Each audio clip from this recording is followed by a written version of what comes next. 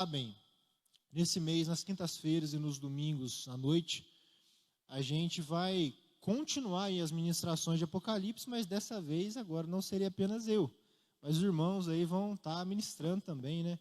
A gente já vem aí de 2 meses as ministrações de Apocalipse no capítulo 1, e agora o pastor Ademar, presbítero Rick, presbítero André, vão também estar dando sequência, e isso é maravilhoso, irmãos, porque a gente vai ter mais perspectivas ali de aplicação do texto bíblico, mais irmãos falando sobre o texto bíblico, o que demoraria aí talvez uns 5, 6 meses, a gente vai mergulhar nesse mês, aí nos capítulos 2 e 3 do livro de Apocalipse. E tendo dito isso, irmãos, os capítulos 2 e 3 do livro de Apocalipse, eles falam sobre as 7 igrejas que estavam situadas na Ásia Menor, hoje seria a região ali da Turquia. E como nós vimos nos sermões anteriores, o número 7 traz a ideia de uma completude. Então, por mais que Jesus esteja se dirigindo a 7 igrejas específicas, a palavra de Deus é válida para todas as igrejas. A igreja de Deus na sua completude em todo e qualquer lugar em que ela esteja inserida. Então, esses capítulos que falam sobre aquelas igrejas, também falam sobre a nossa igreja. Esses capítulos que falam para aquelas comunidades lá atrás, também falam para a nossa comunidade. As exortações, as promessas de Cristo e a revelação dele, que foram dadas às igrejas da Ásia, também são válidas para a ICPI Pinhal hoje, nessa noite de quinta-feira. E hoje, a minha tarefa aqui é trazer um panorama. E eu resumi esse panorama em 7 lições que nós aprendemos sobre as 7 igrejas. O que nós podemos aprender com o fato de Jesus se pronunciar a essas 7 igrejas? Então eu separei aqui 7 lições para a gente meditar a esse respeito. E a primeira lição, irmãos, é a seguinte: nós precisamos estar preparados para resistir às pressões do mundo. No contexto aqui das igrejas da Ásia, eles estavam sendo pressionados de todos os lados, inclusive internamente. Então nós tínhamos ali, por exemplo, os judeus. Os judeus, eles tinham uma prerrogativa do Império Romano em que eles não precisavam adorar outros deuses. O Império Romano respeitava a religião judaica, por assim dizer. Então, os judeus não precisavam adorar os outros deuses, não precisavam prestar culto ao imperador, eles apenas pagavam impostos e tinham ali as suas responsabilidades legais. Mas como o cristianismo havia, de certa forma, estava rompendo com o judaísmo, os judeus eles estavam pressionando o império para considerar os cristãos como fora do judaísmo. E o que isso significava para eles? Eles teriam que prestar culto ao imperador, cultos idólatras, etc. e tal. Então os judeus aqui, muitas vezes, serão referidos como sinagoga de Satanás. Eles estavam fazendo uma pressão sobre os cristãos, para que os cristãos fossem desligados ali de uma religião oficial do império e tivessem que submeter a esses cultos pagãos. Uma pressão à idolatria, uma pressão de pessoas de agora uma outra religião, uma pressão sobre eles. Há também a pressão dos nicolaítas, que eles vão aparecer 2 vezes aqui, que muito provavelmente eles estavam induzindo o povo a essas práticas pagãs. Irmãos, talvez e provavelmente esses nicolaítas surgiram de Nicolau, que aparece lá em Atos, que talvez tenha se desviado, é muita especulação. Mas imagine só, dentro da igreja, pessoas que incentivam você a comer carne sacrificada aos ídolos nos templos pagãos, dos quais tinham vários rituais religiosos cheios de imoralidade sexual. E eles diziam para você assim: não tem nada a ver, a gente é salvo pela graça, está tudo certo, pode fazer o que você quiser, Você não é salvo pelas obras. Então faça as obras que você quiser. Vai para aquele culto pagão. Vai para aquele lugar de moralidade. Não tem problema. Faça parte. E faça mesmo. Isso de dentro. Os poderosos da época também, irmãos, chamados patronos, eles empregavam muitas pessoas, davam condições financeiras para muitas pessoas em troca de apoio político. E esse apoio político incluía também esses rituais de adoração pagã. Irmãos, nós estamos falando de orgias desenfreadas, de coisas que não cabem a nós nem pensarmos. E os cristãos estavam sendo pressionados. Nós temos, em uma das cartas, uma chamada Jezabel presente em uma dessas igrejas, que estava conduzindo o povo também ao ocultismo, uma espécie de idolatria, incentivando eles a mergulhar nos conhecimentos de Satanás, como João diz aqui. Os irmãos que pregarão posteriormente, eles vão adentrar nesses detalhes. Mas o que é curioso, irmãos, é que no período de Jezabel, que ela se casa com o rei Acabe, lá no Antigo Testamento, o povo não para de adorar o Senhor. Mas o povo adora o Senhor e a Baal. O povo tem uma adoração dividida. Ser crente em um dia e ser pagão no outro dia. Queridos, um desses exemplos está em Apocalipse, capítulo 2, e agora sim nós vamos lendo os textos, versículos 14 a 16, quando Jesus diz à igreja de Pérgamo, Apocalipse 2, versículos 14 a 16, Jesus diz o seguinte: tenho, porém, contra você algumas coisas. Estão aí em seu meio os que sustentam a doutrina de Balaão, o qual ensinava Balaque a armar ciladas diante dos filhos de Israel, para que comessem coisas sacrificadas aos ídolos e praticassem a prostituição. Além disso, estão também aí em seu meio os que seguem a doutrina dos nicolaítas. Versículo 16: portanto, arrependa-se, senão irei até aí sem demora e lutarei contra eles com a espada da minha boca.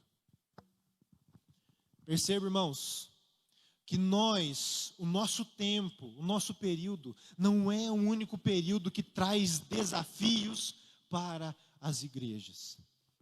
Nós somos pressionados politicamente, nós somos pressionados economicamente, nós somos pressionados no serviço, no trabalho, nós somos pressionados pelas amizades, nós somos pressionados pelos desejos da carne. Em todo tempo nós estamos travando batalhas.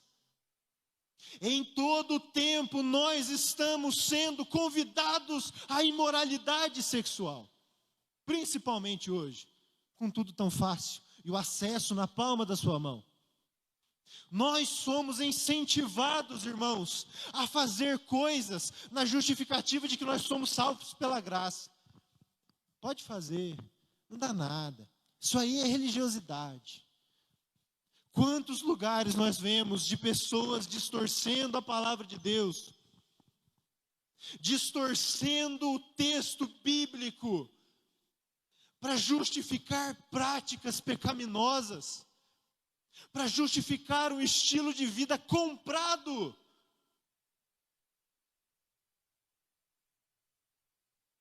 Nós não podemos ceder, irmãos, às pressões do mundo.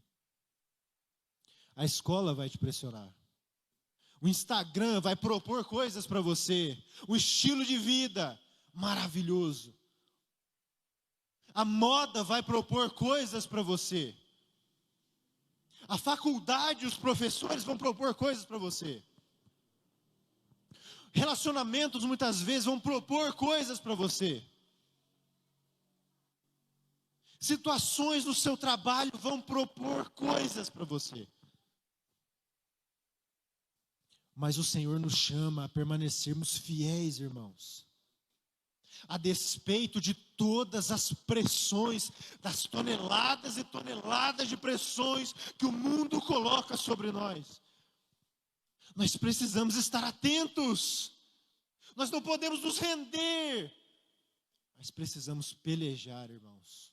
Porque a vida de fé é uma vida de guerra em todo o tempo. Então eu deixo a pergunta: quais pressões nós temos enfrentado? Quais são as suas tentações? O que tem te pressionado, te incomodado a pecar contra o Senhor? Quais são as nossas dificuldades enquanto igreja? Porque aqui nós lemos uma carta aberta a essas igrejas. Mas qual é a nossa dificuldade enquanto igreja? Quais são as nossas batalhas e as nossas lutas? Quais são as nossas dificuldades enquanto ICPI Central de Pinhal? Quais são as tentações políticas que nós cedemos? Quais são as tentações idólatras que nós cedemos? Imorais que nós recebemos? Quais são os recursos de outras religiões que nos chamam muitas vezes a atenção? Quantas pessoas que não ficam mais impressionadas com um passe no centro espírita do que um culto no domingo à noite? Quantas pessoas acham que é muito mais extraordinário o que acontece lá fora do que o que acontece aqui? Nós somos chamados a lutar, irmãos, e a não nos render às pressões do sistema, do mundo. Essas 7 cartas nos chamam a atenção para isso. Lute. Lute. E aqui eu falo não para você chegar no seu Instagram e colocar lá Brasil, pátria, Deus e família, e chegar na sua casa e ter uma família completamente desestruturada. A gente não está falando de frases de efeito que você vai falar, de posicionamentos políticos que você vai ter. Nós estamos falando de um estilo de vida transformado que exala Jesus. E não de uma frase bonitinha na bio do seu Instagram. E não de você postar uma foto. Irmãos, eu estou falando isso aqui, eu nem sei, eu nem mexo no Instagram, tá bom? Se alguém fez isso essa semana, eu estou por fora. Então não estou falando nada contra ninguém, tá bom? Eu posto foto com texto bíblico também. Mas não é só isso. Eu já nem mexo no Instagram já. Então, tudo que eu falar aqui ou é o Espírito Santo falando com você, ou sou eu mesmo, tá bom? Eu não vi nada, não bisbilhotei o Instagram de ninguém. Eu não mexo muito, né? Nós somos chamados a resistir, irmãos, a essas propostas, a essas tentações que o mundo, que a política, que os amigos, que o próprio Satanás propõe para nós. E que muitas vezes lobos disfarçados de ovelha se infiltram no nosso meio para propor essas coisas. Nós precisamos estar atentos. É claro que a gente não vai lançar ninguém no inferno antes do tempo, mas nós precisamos nos atentar. O que as companhias que nós temos tido têm proposto para nós? As más companhias corrompem os bons costumes, não é isso? Segunda lição, então, irmãos. A segunda lição é que o Senhor nos vê como nós realmente somos. A igreja de Laodiceia, irmãos, tem a irmã Lau aqui, né? Mas a igreja de Laodiceia lá, né? A igreja de Laodiceia era famosa por 3 coisas: pela sua produção de roupas, pela sua riqueza, era como se fosse um polo bancário ali, e pela sua medicina, principalmente pelo colírio que era fabricado lá. São 3 coisas que caracterizavam esse lugar, Laodiceia. Então Laodiceia era um lugar muito próspero, irmãos. Inclusive a cidade, uma vez que foi destruída, eles nem precisaram de ajuda do império para reconstruir. Com o próprio dinheiro deles, eles levantaram aquele lugar de novo. E aí lá em Apocalipse 3, versículo 17, olha o que Jesus diz. Você diz: sou rico, estou bem de vida e não preciso de nada. Mas você não sabe que é infeliz, sim, miserável, pobre, cego e nu. Eles tinham dinheiro, mas eram espiritualmente miseráveis. Eles tinham muita produção de roupas, mas espiritualmente eles estavam nus. E eles tinham uma grande produção medicinal, mas espiritualmente eles estavam cegos. Que contraste terrível, irmãos. Perceba que apenas o Senhor pode fazer um raio-x de quem nós somos. Porque quando a gente tenta se enxergar a partir da gente mesmo, a gente é muito parcial, irmãos. A gente acha que está tudo bem quando não está. A gente sufoca muitas vezes a verdade de Deus para viver em um estilo de vida em que nós não somos confrontados.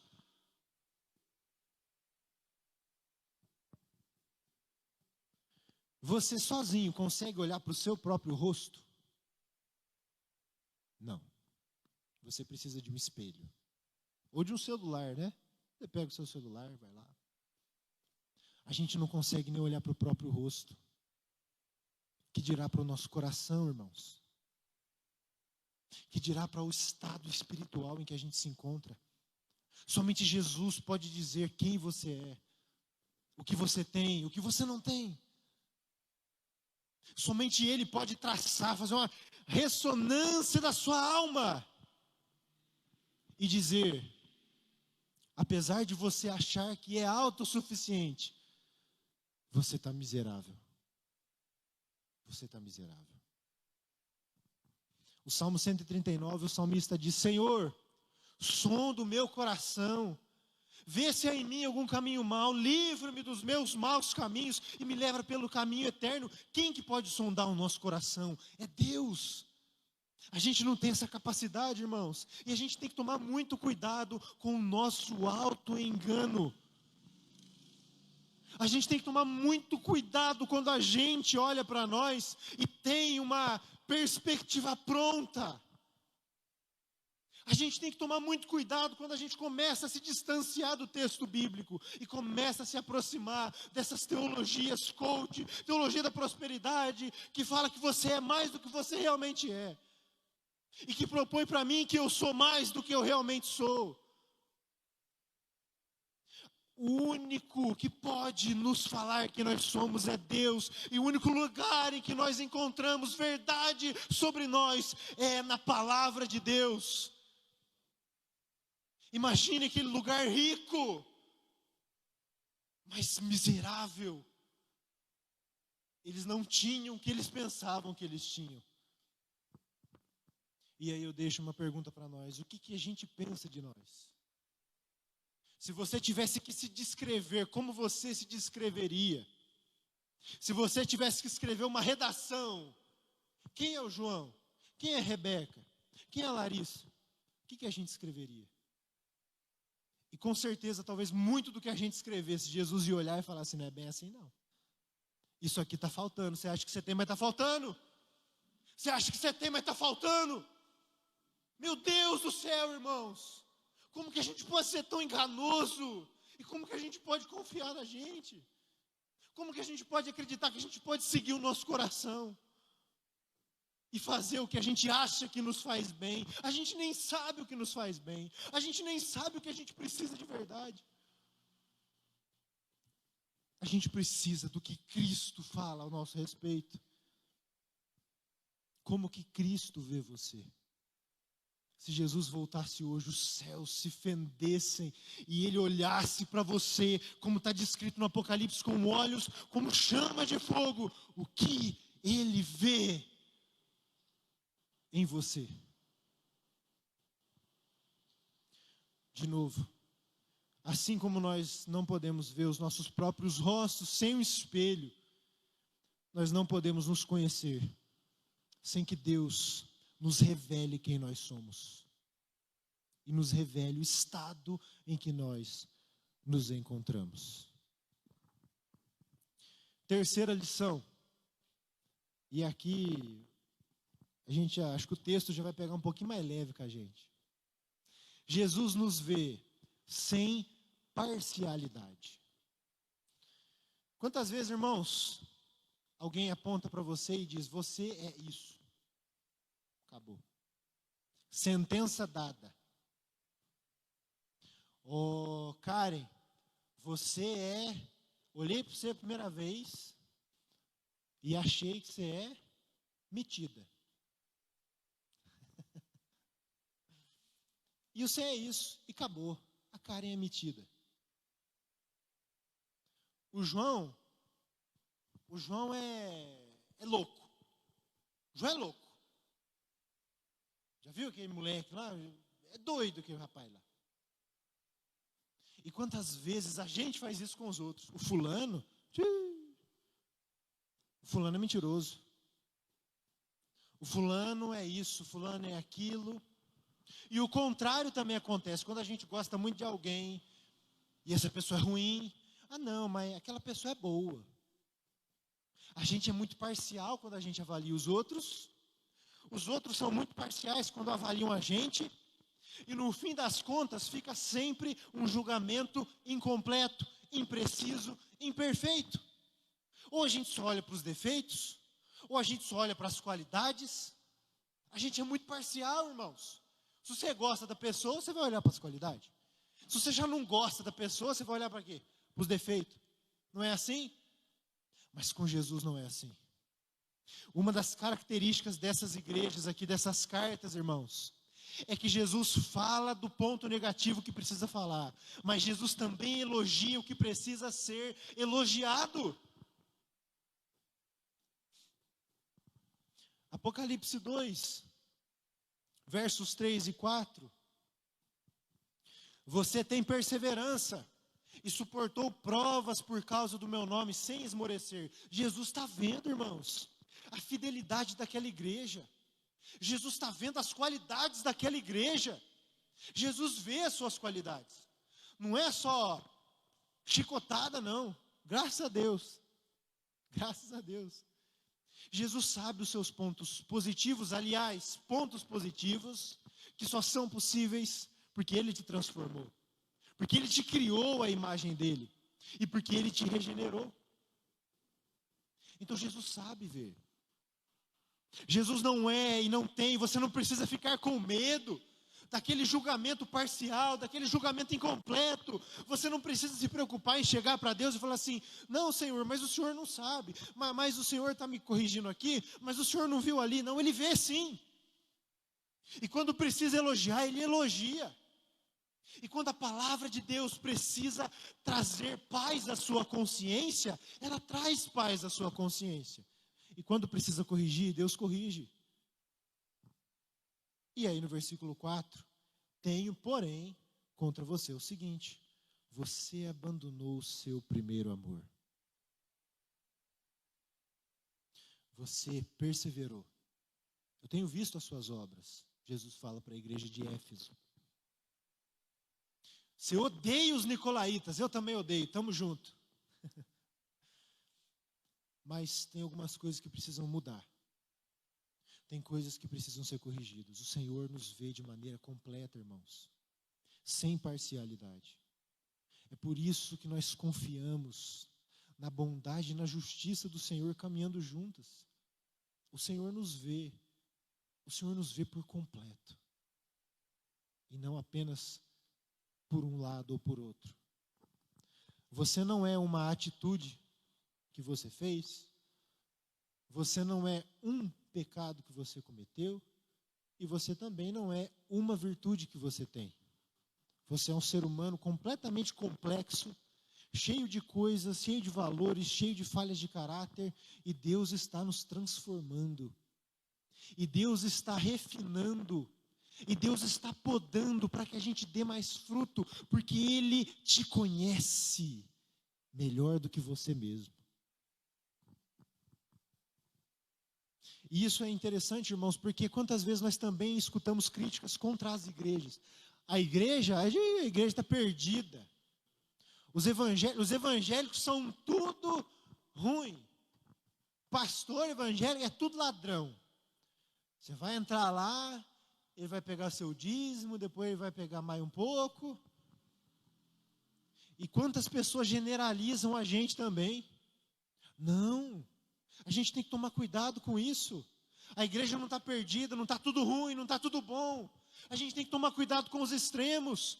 Quantas vezes nós vemos pessoas dentro da própria igreja, falando mal da igreja, depreciando a igreja, achando que está tudo ruim, está tudo aos cacos. Não, não está. Cuidado com isso. Cuidado com isso. O único que pode avaliar a igreja é Jesus, é o dono da igreja, é quem comprou a igreja e quem vê a igreja pelo que ela é. Avalie a igreja pela palavra e não pelos achismos. Aquela igreja tem aquilo, aquela igreja é boa. Não é assim, irmãos. Ou é 880, não é assim. Não é assim. Temos coisas excelentes. Temos coisas para melhorar, sim. Mas em tudo isso o Senhor está nos guiando, nos conduzindo, guiando a ICPI Central de Pinhal, conduzindo a ICPI Central de Pinhal, refinando a ICPI Central de Pinhal, exaltando os seus atributos, suas características. É isso que o Senhor Jesus está fazendo com a gente. Ele não está de mãos atadas, irmãos. Glória a Deus. E a quarta lição, emendando um pouquinho na terceira lição. Nós não podemos ter uma visão muito romântica da igreja primitiva. Às vezes a gente escuta, né? Só a igreja primitiva era boa. A gente está completamente perdido. E a gente tem que olhar para a igreja primitiva, porque na igreja primitiva era tudo, ok. Tudo show. Tudo 100%, não tinha nenhum problema, não tinha pecado, o pessoal se dividia de uma maneira legal, o culto era do jeito que tinha que ser mesmo, porque eles estavam próximos ali de Jesus, os apóstolos que fundavam as igrejas, então era tudo legal. Não. Nós temos aqui 7 igrejas primitivas da Ásia. Apenas 2 não têm repreensão da parte de Jesus. 5 tem coisas que precisavam ali, mudar. Nas outras, Jesus só alerta a perseverar. Em Atos dos Apóstolos, nós vemos 2 pessoas mentindo aos apóstolos e morrendo, fulminadas por Deus por causa disso. A igreja primitiva é uau! Não. A igreja primitiva era igreja, como a nossa. A gente tem que aprender com a palavra e com o que a palavra exalta dessas igrejas. Mas a palavra também mostra muitos defeitos. E nós também precisamos aprender com eles. Que jeito? Não repetindo esses defeitos. Não olhe para o passado de uma visão muito romântica no passado. Isso não é sábio. Isso não é sábio, irmãos. Cada igreja tem as suas particularidades. E nós precisamos ter isso em mente. E tomar cuidado com a forma como nós avaliamos a igreja, de uma perspectiva geral. O que a igreja precisa? A igreja precisa de palavra, a igreja precisa do Espírito Santo, a igreja precisa de Jesus, e a igreja precisa que Jesus seja o centro, a igreja precisa de amor, de comunhão, mas a igreja não precisa ficar presa no passado, ao saudosismo, a igreja não precisa replicar exatamente outros modelos, a igreja precisa ser fiel a Deus e buscar em Deus tudo aquilo que o Senhor pode fazer. É isso que vai fazer uma igreja avançar, é isso que vai fazer uma igreja progredir, e não replicar modelos. Nós não podemos ter uma visão romântica, mas uma visão equilibrada e bíblica do que Deus fez e do que Ele ainda pode fazer hoje. Quinta lição. Se nós estamos em falta com alguma coisa, nós podemos adquirir essa coisa do próprio Deus. Veja o que diz em Apocalipse capítulo 3, versículo 18. Aconselho que você compre de mim ouro refinado pelo fogo, para que você seja de fato rico. Compre vestes brancas para se vestir, a fim de que a vergonha da sua nudez não fique evidente, e colírio para ungir os olhos, a fim de que você possa ver. Depois que Jesus chama a atenção daquela igreja e fala: vocês acham que vocês têm dinheiro, vocês não têm. Vocês acham que vocês têm roupas, vocês estão nus. Vocês acham que vocês estão enxergando e têm colírio, vocês não têm, vocês estão cegos. Jesus dá aquela lambada mesmo. Mas é o próprio Jesus que oferece solução, irmãos. Compre de mim, eu tenho para te oferecer. Sabe, uma das coisas que nós temos hoje, é que a gente vê, até reconhece os nossos problemas, mas a gente tenta resolver eles com a nossa própria força somente. Somente. Você, de repente, entendeu que você precisa investir na sua família, que você precisa ter um cuidado melhor com a sua família, e a primeira coisa que você faz não é começar a orar, não é começar a buscar no Senhor, você vai lá e compra um curso sobre família. Não é errado, viu, irmãos? Estou dizendo que é errado. Bênção, compre. Você percebe que você está tendo dificuldades com um pecado específico, o que você faz? Compra um livro te ensinando a lidar com aquele pecado. Não é ruim. Eu vendo o livro, não estou falando contra mim mesmo, viu, irmão? Eu leio o livro também, é bom demais, quando o livro é bíblico. Mas percebe que às vezes a gente esquece do essencial. A gente começa a querer garimpar. Eu estou com dificuldade nisso, então eu vou fazer aquilo. Olha, eu estou com um problema aqui, então eu vou fazer aquilo. E a gente esquece que quem tem solução para nós é o próprio Deus. Essa cultura de resolva você mesmo nos infectou de tal maneira que às vezes a gente até fala, né? Só me resta orar. Fiz de tudo, mas agora eu vou orar. Corri atrás, comprei, fui no médico, investi em curso, conversei com todo mundo e não adiantou.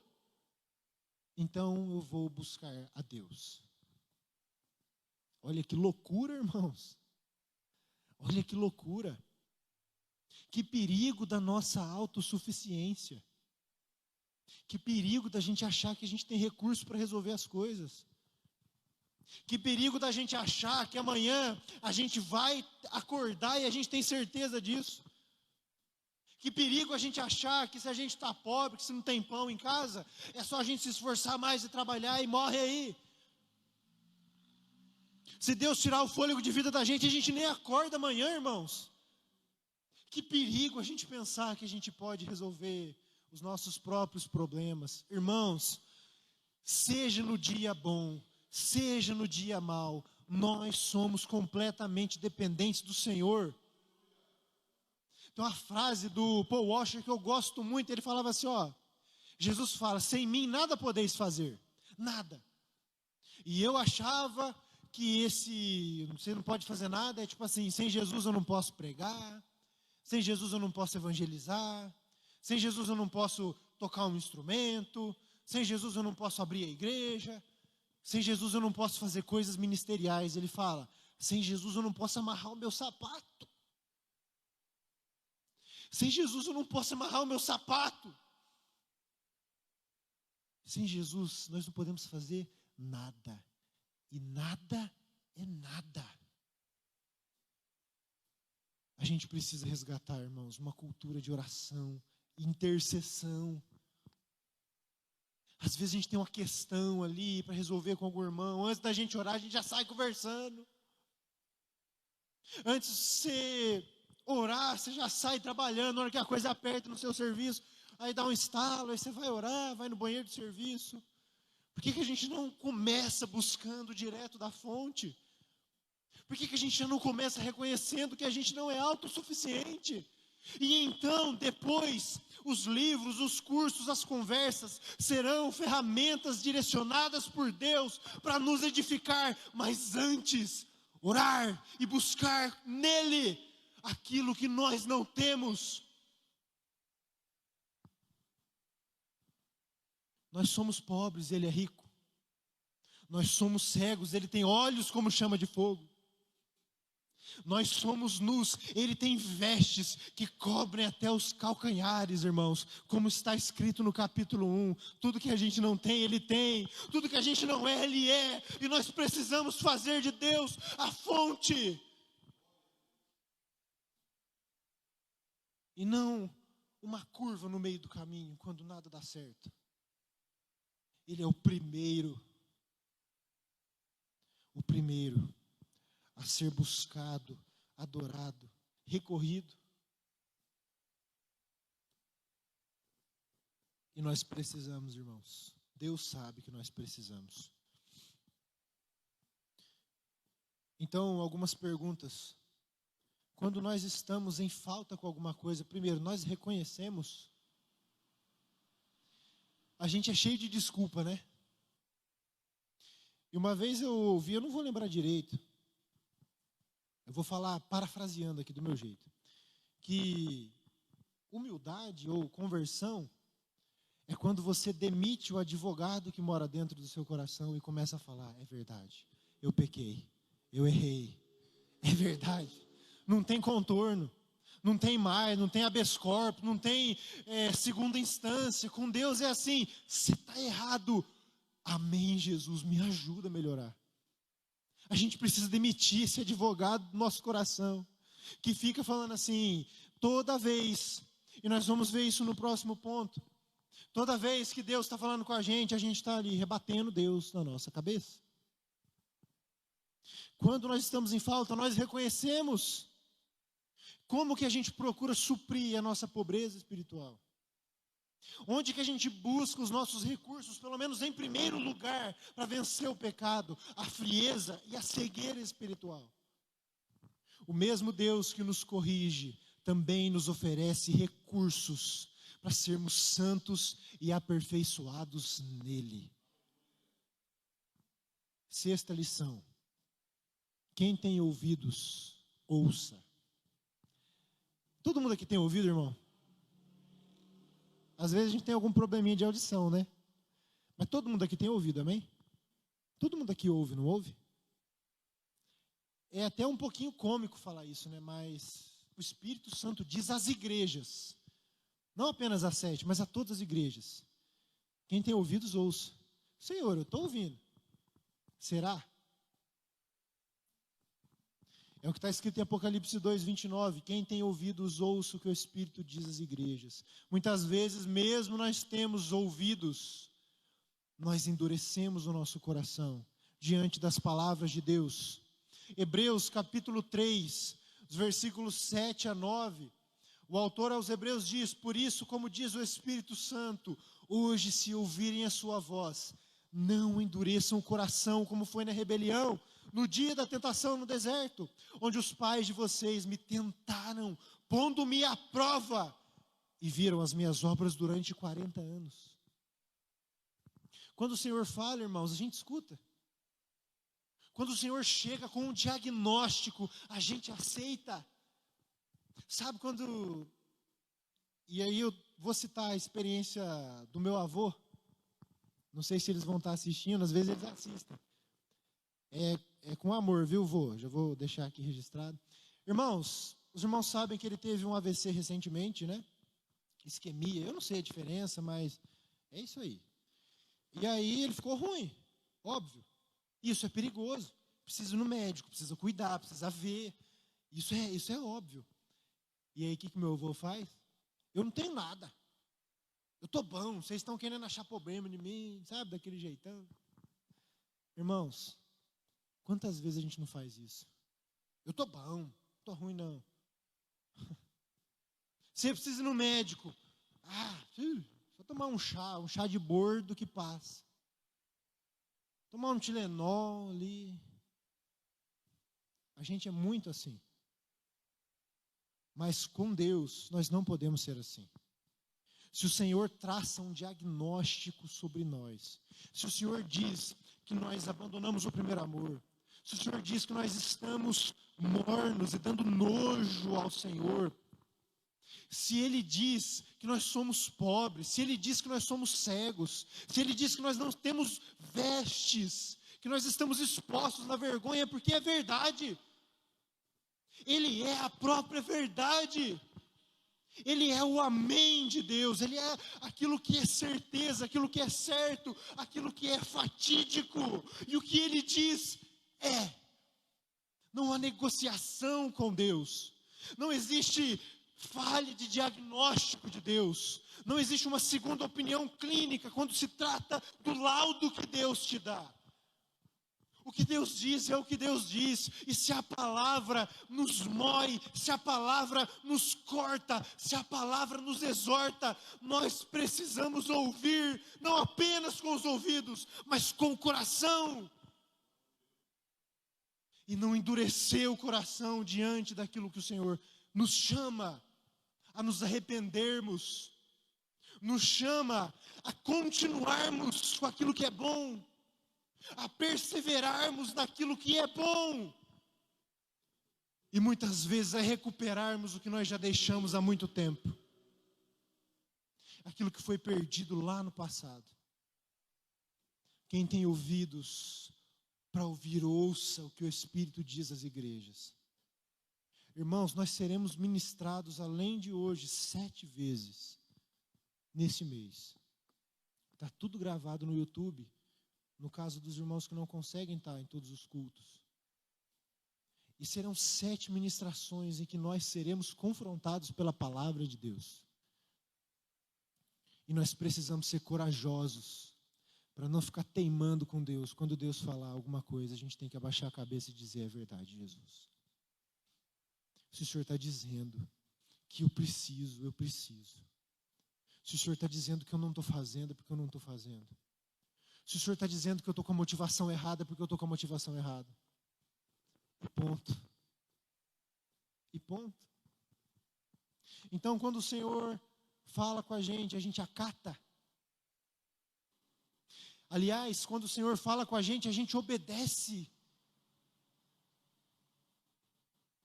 Ouvir traz uma ideia de ouvir e obedecer. Quando o Senhor fala com a gente, promete coisas para nós, nós cremos, ou a gente tenta resolver de tudo do nosso jeito, atropelando muitas vezes o agir de Deus na nossa vida, se é que isso é possível, né? Mas humanamente falando, o Senhor nos chama para ouvir, para crer, para praticar e para espalhar a sua palavra.